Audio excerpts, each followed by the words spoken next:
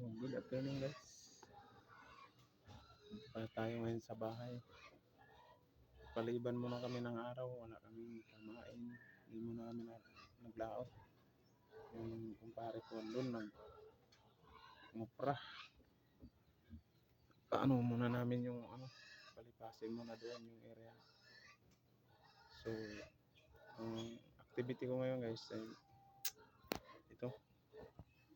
Nagluluto ako ng igat yung huli namin kahapon. Nipa-nipa ang tawagin.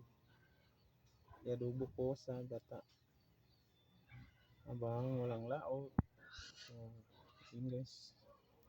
Nagkakape rin ako. Malaki to guys. 3 kilo mahigit. Ayan. Yung ulo niya. Ayan. Yung ulo niya. Ay pinapaluto sa espesyal na tao. Pauwi galing Manila. So, yun lang guys. Darating sila ngayong mga alas 5 o ano. Ito pa, niluto ko. Ang ganda ko nga pagkain. Kahit walang huli guys. Basta okay lang. Okay lang. Pare-buboy. Nangopra muna. Kasi wala. So, yun lang guys. Pagpapagin ko muna ito. Ang aking niluluto. Ito na ang aking content sa araw na ito. So, kabahan. Binisa na natin yung bawang guys. Pang brown muna natin.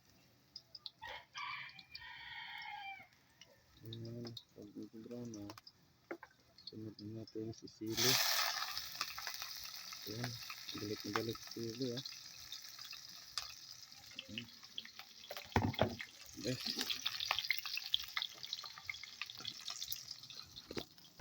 Haluin. Mikos natin. Mikos. So, sibuyas.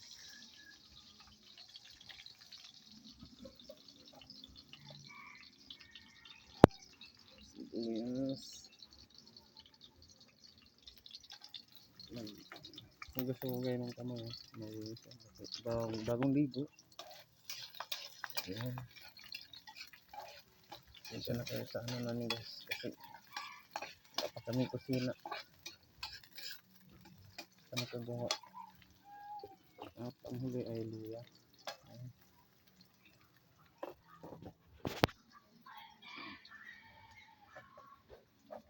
Ito muna kami sa taas. Ito andun naman naghuhugas sa baba. Naghuhugas ang isda. So guys, isunod na natin ang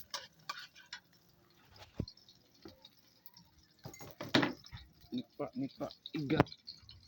Ulahin natin yung ulo. Dito pa ng awa ko.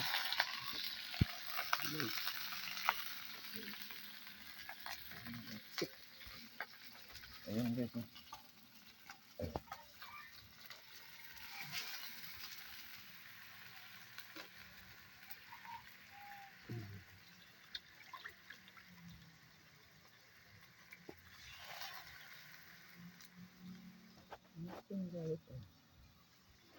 So, 3 kilo mahigit.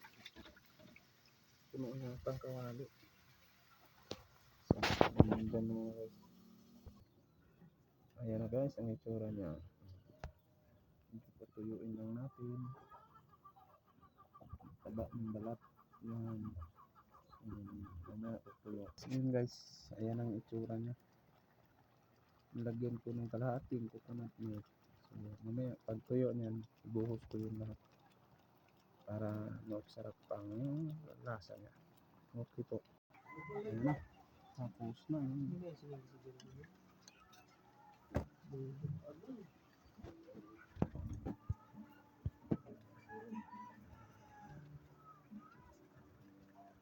Dito sila Kian, Kuya.